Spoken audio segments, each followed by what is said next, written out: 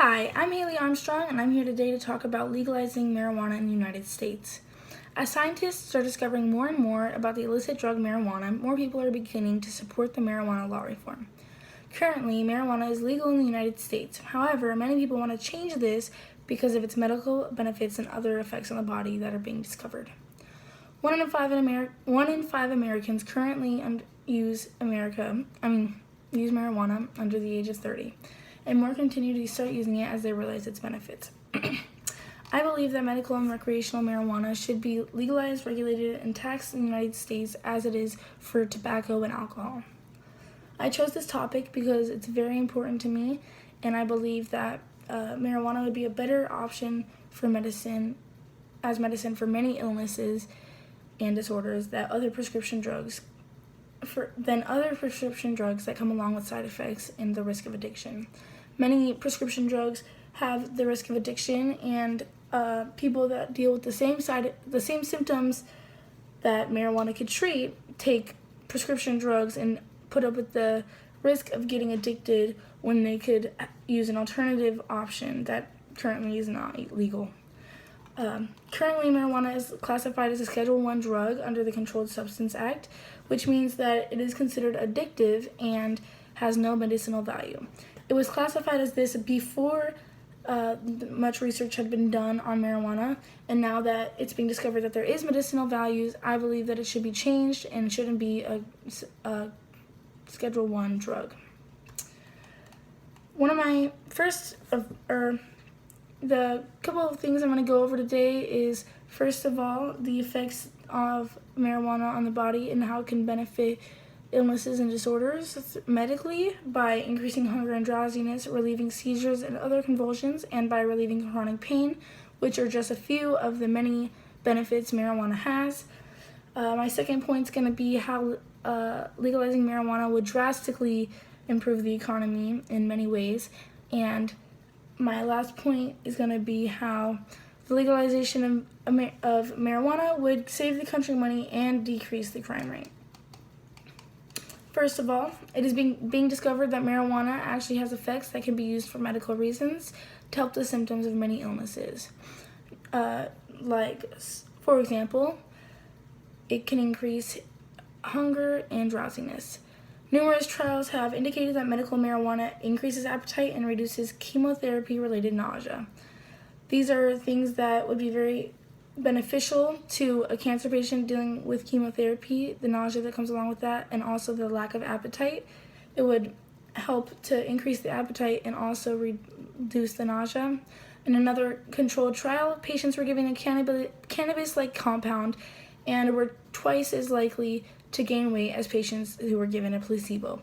This just goes to show that marijuana increases appetite and can almost lead to double the weight gain than patients not using marijuana. Another medical benefit marijuana has is it can relieve seizures and chronic pain. Charlotte Figi is a young girl with Dravet syndrome, a rare, severe form of intractable epilepsy. By the age of 3, she had about 300 grand mal seizures a week until she tried medical marijuana. Her parents, who had tried almost nearly every kind of drug, eventually found a new form of marijuana, which was an oil extract form of CBD, which they put onto her food, and almost immediately the effects kicked in. She hadn't had a seizure all night, and after beginning to use medical marijuana, she went from having 300 seizures a week to only having 1 seizure a week. This is incredible proof that the medical benefits of using marijuana is true. A smaller study found that smoking cannabis worked better than a placebo in reducing both spasticity and pain in treatment-resistant patients. This further goes on to show that it can help relieve convulsions as use spasticity, and also shows that it can reduce pain, which is helpful for many illnesses that deal with chronic pain. Furthermore, legalizing marijuana would drastically improve the economy by creating jobs and bringing in $1 million in revenue. First of all, Jeffrey Miron from Harvard writes that legalizing marijuana could save the U.S. government $13.7 billion by eliminating costs to enforce laws and adding billions in tax revenue. That is a huge amount of money and would be very useful for the government to have an extra source of revenue and income for the issues that we face. Another way that marijuana helps the economy is by bringing in more revenue from dispensaries. In Oakland, California, where medical marijuana is legalized, the state gained $1.4 million, which was 3% of the entire city's revenue just from marijuana dispensaries. That is a very large amount of revenue and definitely made a difference in California. Secondly, how it would affect the economy is by creating thousands of jobs. A study by the RCG Economics and Marijuana Policy Group says that legalizing recreational marijuana in the state could support over 41,000 jobs. That would be very helpful in improving the economy and would help many Americans. In 2015, the legal marijuana industry in Colorado created more than 18,000 new full-time jobs. This just goes to show that in a state where marijuana is legal, Colorado, that there actually were jobs created and that this isn't just a prediction, that this would actually definitely improve our economy. Last but not least, the legalization of marijuana would save the country money and decrease the crime rate.